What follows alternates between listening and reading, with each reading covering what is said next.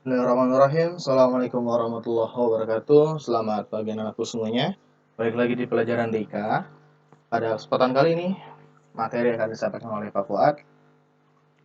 Namun sebelum kita mulai materi, kita berdoa terlebih dahulu. Berdoa dimulai.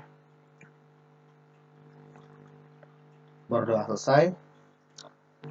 Oke, langsung saja kita akan masuk ke bab berikutnya, yaitu bab 4.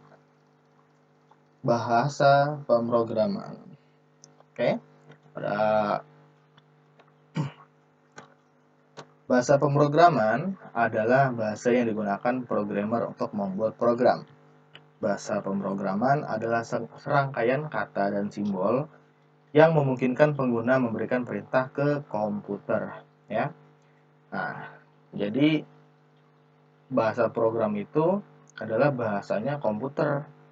Jadi sebagai seorang programmer, kita harus bisa menguasai apa yang kita harus bisa memerintahkan komputer itu maunya kayak gimana. Kalau misalnya ini seperti berkomunikasi ya. Kalau kita berkomunikasi dengan teman kan kita bisa menggunakan bahasa sehari-hari, bahasa Indonesia.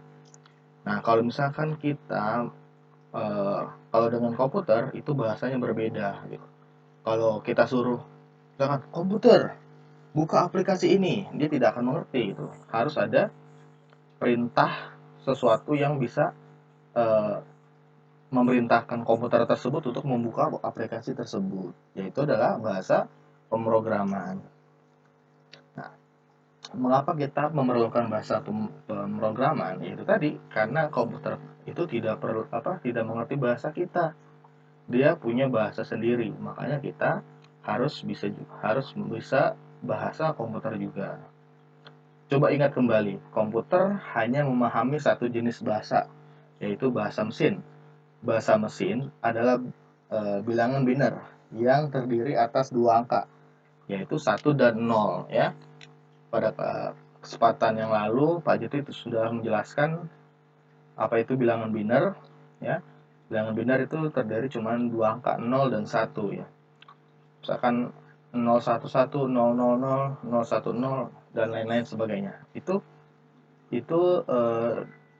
bahasa komputer seperti itu. Komputer tidak mengerti bahasa yang kita gunakan sehari-hari. Kalau bahasa yang komputer gunakan ya 0100 ya dengan menggunakan bahasa mesin atau bahasa biner, bilangan biner.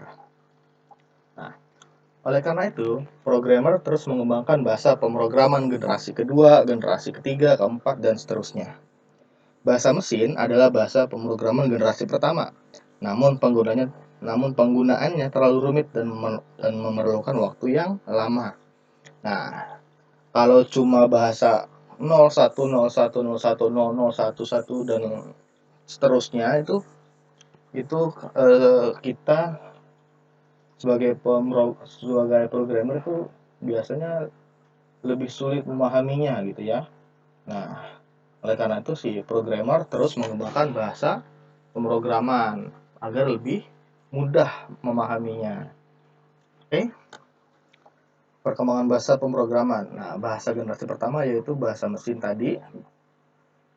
Yang kedua, bahasa rakitan.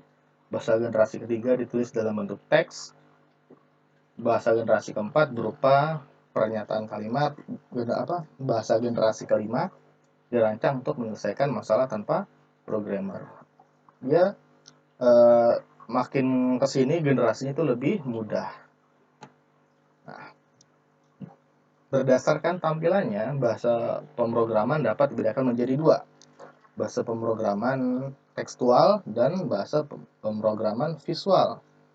Nah, kalau bahasa pemrograman tekstual itu berupa teks atau tulisan. Kalau bahasa pemrograman visual itu berupa elemen dan grafis. Nah, kita lihat contohnya. Nah, ini adalah contoh tampilan bahasa pemrograman tekstual. Seperti ini ya. Ribet emang, bahasa komputer itu ribet. Nah, hanya programmer saja yang mengerti gitu ya. Yang gambar sebelah kiri yaitu JavaScript, sebelah kanan Ruby.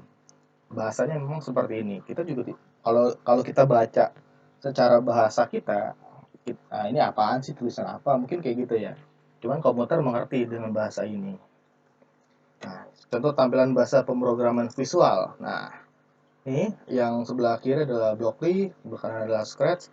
Itu lebih mudah ya, terlihatnya lebih mudah, lebih banyak warna, grafisnya juga bagus gitu. Terlihat lebih mengerti kita dibandingkan ini lebih rumit. Kalau dilihat saja ini lebih kayak tampilan-tampilan tidak awam ya. Kalau ini kan agak rumit gitu ya. Nah, itu adalah contoh tampilan bahasa pemrograman tekstual dan visual. Oke. Nah, kalian juga bisa untuk memahaminya lebih dalam, kalian bisa baca-baca di bukunya halaman 81 sampai 82. Itu ada penjelasannya yang lebih rinci.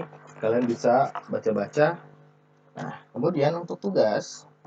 Nah, tugasnya ini tugasnya ya. Mengapa seorang programmer harus memahami bahasa program? Nah, ini ada 3 poin yang harus kalian kerjakan. Nah, kerjakannya di buku tulis kalian, hasilnya bisa difoto dan dikirimkan ke Google Form ini ya. Nanti Bapak akan siapkan Google Form. Nanti kalian tinggal klik linknya dan kirim fotonya. Oke? Itu saja yang dapat Bapak sampaikan. Kurang lebihnya mohon maaf. Terima kasih semuanya. Assalamualaikum warahmatullahi wabarakatuh.